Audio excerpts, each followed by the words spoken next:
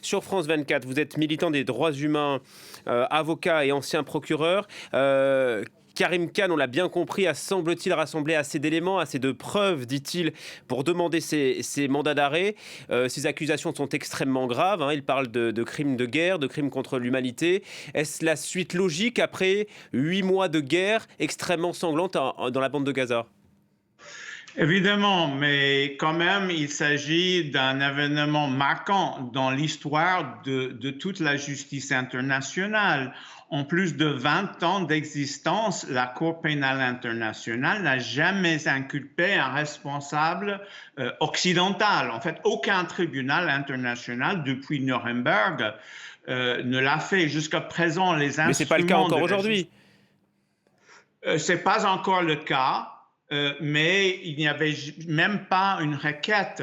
Hmm. Les instruments de la justice internationale jusqu'ici ont toujours été utilisés presque exclusivement pour traiter des crimes par des adversaires vaincus comme à Nuremberg, des parias africains, des opposants comme à l'Occident comme Vladimir Poutine ou Milosevic. Et en fait, le dossier Israël est sur le bureau du procureur depuis 15 ans. Et il a fallu maintenant que ces 6 mois, comme vous dites, de châtiments collectifs infligés à la population de Gaza pour que finalement le tribunal s'active. Alors Stéphanie Maupas nous disait encore que ces mandats d'arrêt qui sont demandés par le procureur doivent être validés par des juges. Ça peut prendre du temps. Quelles sont leurs chances d'aboutir ? Bon, j'imagine que le procureur a bien bouclé son dossier. Évidemment, nous ne sommes pas dans la confidence des preuves, mais enfin, tout le monde regarde sur leur télévision et les crimes de Hamas et le châtiment collectif du peuple de Gaza. Donc, j'imaginerais même quand on lit qu'il y a beaucoup de pression, pas seulement sur le procureur, mais aussi sur les 3 juges qui doivent délivrer ces mandats contre les pays dont sont ressortissants ces 3 juges. Mais on peut imaginer que dans une question de semaines ou plus, ces mandats seront approuvés et ils rendront Netanyahou un homme recherché au Oui. même titre que Vladimir Poutine ou Omar el-Bashir. Il serait donc recherché et possiblement arrêtable, entre guillemets, si Netanyahou serait amené à visiter la France, par exemple, qui est un pays signataire, membre de la CPI. Ben voilà, tout à fait. Il est peu probable qu'il le fasse, que ni lui que ni les autres fonctionnaires visés seront bientôt menottés parce qu'ils ne vont pas voyager. Mais ces crimes sont imprescriptibles, ce qui veut dire que leur monde serait devenu beaucoup plus petit pour tout leur avenir tant que les affaires sont pendantes. Et toute l'Europe... il y a 124 pays qui sont membres de la Cour pénale internationale et qui auront l'obligation juridique de capturer Netanyahou et de le transférer à La Haye. Voilà, Israël, elle, n'est pas signataire de ce traité. En tout cas, on a bien entendu la défense israélienne qui se met en place. Il y a une unité nationale en Israël pour dire que l'offensive sur Gaza, c'est de la légitime défense. Est-ce que cette menace de la CPI, elle peut dissuader, à votre avis, l'état-major de lancer son offensive terrestre sur Rafah ? Écoutez, je pense, on voit que déjà dans les fuites qui nous sont parvenues, qu'Israël est très conscient dans ses actions.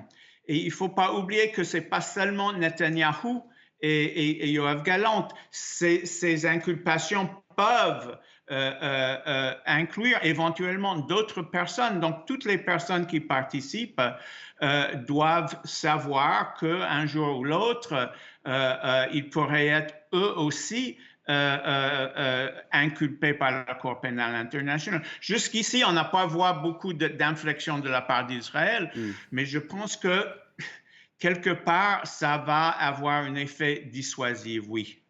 Encore un mot sur les Israéliens, j'aimerais parler aussi du Hamas. Le procureur Rit Brody accuse Netanyahou d'affamer délibérément les civils. La famine comme arme de guerre, ça s'apparente à un crime contre l'humanité ? Ben, exactement. Enfin, le procureur, un crime contre l'humanité, c'est un peu un crime de guerre aggravé quand il y a des actions systématiques ou massives contre une population civile.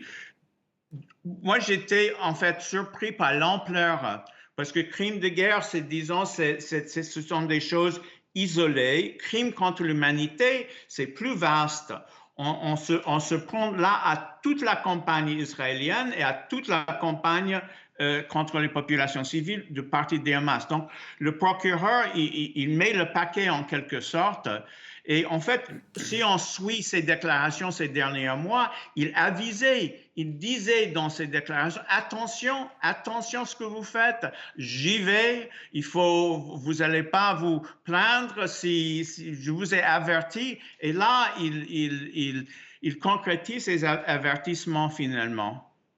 Une dernière question sur l'autre version, entre guillemets, l'autre pendant, pardon, des demandes de Karim Khan, du procureur de la CPI, qui requiert des mandats d'arrêt contre les dirigeants du Hamas. Alors, il y en a trois, hein, Yahya Sinwar, Mohamed Deif et Ismaël Haniyeh. Eux sont accusés de crimes de guerre et de crimes contre l'humanité pour leurs attaques du 7 octobre. Et c'est surtout la prise d'otage qui est dénoncée, prise d'otage de civils qui est dénoncée par Karim Khan, c'est ça? Exactement, et ces prises d'otages qui continuent aujourd'hui. Donc, ils se trouvent dans la même situation juridique, peut-être une situation différente physique, dans le sens qu'ils sont un peu éparpillés. Si Israël capture, ce serait assez intéressant ce qu'Israël décide de faire. Si Israël capture ces personnes, est-ce qu'ils vont les juger eux-mêmes? Je doute qu'ils les transfèrent à la Cour pénale internationale dont ils ne reconnaissent pas la compétence. Donc c'est une situation un peu plus complexe d'un point de vue politique.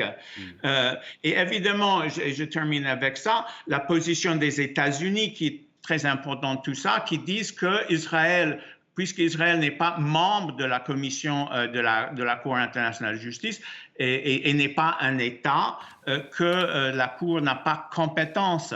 Mais cette position est rejetée par la communauté internationale. Et aussi, les États-Unis se sont réjouis quand la Cour pénale internationale a inculpé Vladimir Poutine, dont la Russie n'est pas non plus membre de la Cour internationale, de la Cour pénale internationale. Merci infiniment.